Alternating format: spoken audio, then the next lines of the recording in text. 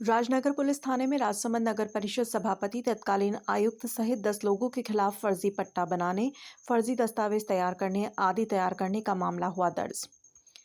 राजनगर थाना पुलिस के अनुसार परिवादी नाथद्वारा के कुमारिया खेड़ा तहसील निवासी भूपेंद्र कुमार खटी की ओर से SC/ST न्यायालय में परिवाद पेश किया गया। परिवाद में नगर परिषद सभापति अशोक टांक, तत्कालीन आयुक्त जनार्दन शर्मा, अंबालाल कुमावत, दिनेश चंद्र कुमावत सहित 10 लोगों के खिलाफ परिवादी को प्रताड़ित करने, धोखाधड़ी करने, फर्जी क्या मामला दस्तावेज तैयार है? कर ये उनका पिपड़ा का दुरुपयोग मामला करने, है। आपराधिक दस्तावेजी षड्यंत्र जो करने और साक्ष्य संपत्ति मिले हैं, भर्ती के लिए नकलें फर्जी नगर परिषद से दस्तावेजों प्राप्त से हुई है, फर्जी पट्टा बनाए उसमें जाने पर फर्जीवाड़ा करके न्यायालय पट्टा के बनाया। आदेश पर बुधवार को राजनगर थाने में मामला दर्ज किया।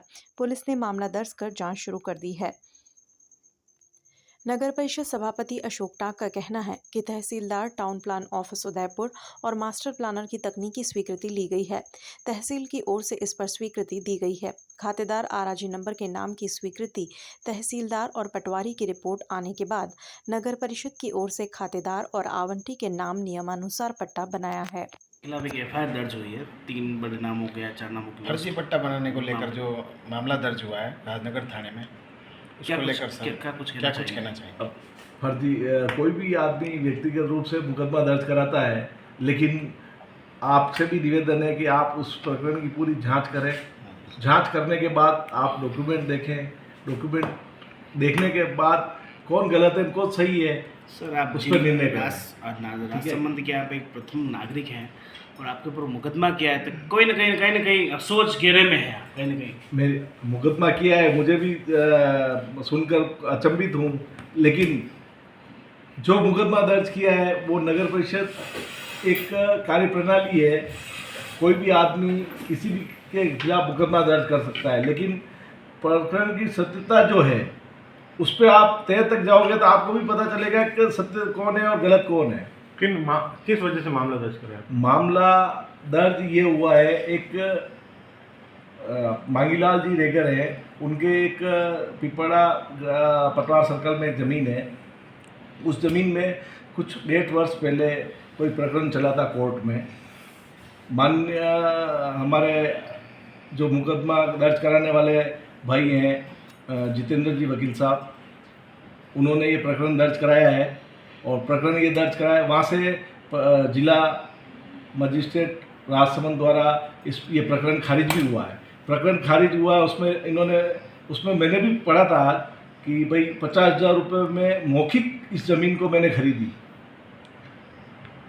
सर उस पर 91 की रसीदें हैं, 91 की कार्रवाई चल रही थी। क्या 91 की कार्रवाई होने के बाद में कोई ज़मीन बेच सकता है? मेरी बात सुनो, 91 की कार्रवाई, ये प्रकरण 91 की कार्रवाई करने का या 98 की कार्रवाई करने का तहसीलदार राजसमंद को हमने नगर परिषद द्वारा पत्र लिखा गया। पत्र लिखकर उन्होंने क्लीन चिट दी कि भाई इस प्रकरण में ये कार्रवाई चल रही है, न्यायिक कार्रवाई हो रही है, न्यायालय में केस दर्ज है। तो प्रकरण तहसीलदार जी को भेजा गया, लेकिन तहसीलदार जी ने उसमें भाई नगर परिषद राजसमंद को वापस एक लेटर भिजवाया कि भाई आप इसमें 90 का कर सकते हो। तब नगर परिषद ने 90 का की है।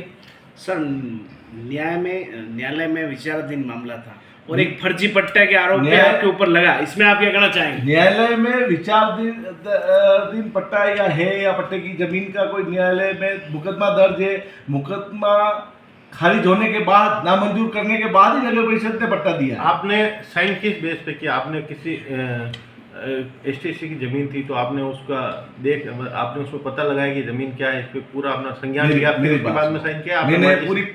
मैंने उस समय जब कोई भी फाइल पर साइन करता हूँ, उसके पहले पूरी फाइल को एक पॉइंट उसके पढ़ता हूँ। नगर परिषद में मेरे पास तो अंतिम छोर है फाइल आने का। उससे पहले वरिष्ठ नगर नियोजक उदयपुर, जो टाउन प्लानर बैठते हैं वहाँ, STP, उनके द्वारा स्वीकृत लेआउट प्लान आता है।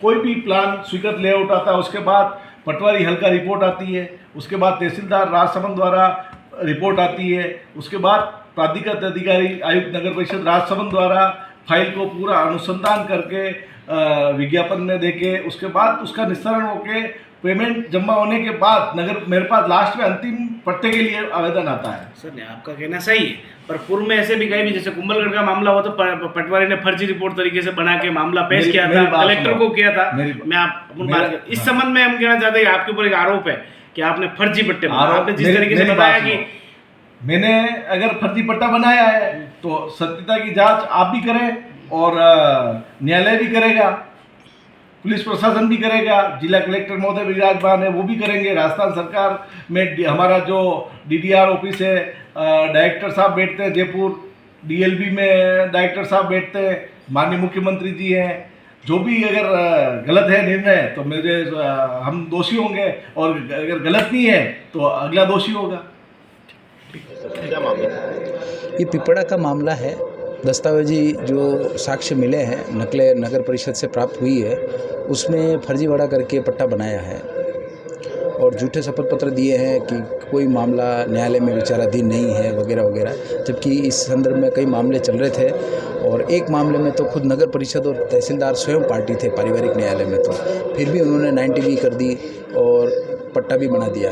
90B के संबंध में माननीय अतिरिक्त संभागीय आयुक्त महोदय के यहाँ प्रकरण विचाराधीन है और सभी मामले प्रकरण विचाराधीन है। एसडीएम साहब के यहाँ भी विचाराधीन है खातेदारी अधिकार के, और इन्होंने गलत निकाला।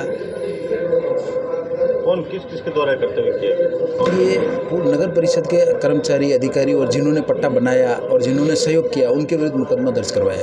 कौन कौन है, क्या क्या नाम? उसमें अम्बालाल जी और पन्नालाल जी, दिनेश जी, और इसमें नगर परिषद के चेयरमैन, पूर्व आयुक्त और भी जो अंदर जुड़े हुए हैं लोग, उनके सभी के नाम है जो दस्तावेज में है, उपलब्ध है।